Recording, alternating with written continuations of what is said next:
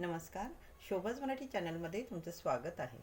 उद्या स्वामी पुण्यतिथीनिमित्त आपल्याला सेवा कोणत्या करायच्या आहेत, नारळ कुठे कसा ठेवावा याबद्दल माहिती सांगणार आहे. तसंच सेवा कोणत्या, उद्या एका बैठकीत स्वामी चरित्र सारामृत एक पारायण नक्की करावं.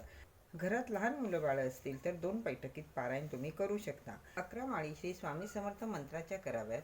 नामस्मरण करावं. संकल्पयुक्त सेवा असेल तर ती आपल्याला काहीही झालं तरी करावी लागते.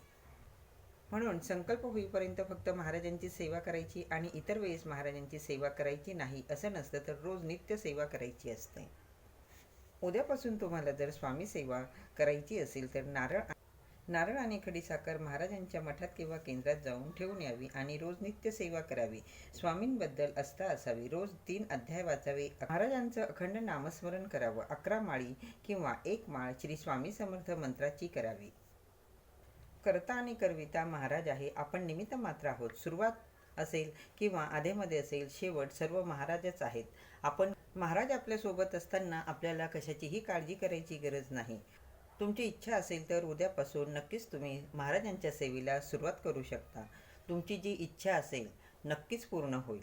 एखादी व्यक्ती अडचणीत असेल तर तिला तुम्ही अवश्य स्वामी सेवेमध्ये आणू शकता. व्हिडिओ आवडला तर लाईक, शेअर, कमेंट करा. आठवणीने चॅनल सबस्क्राईब करा. धन्यवाद सर्वांना. श्री स्वामी समर्थ.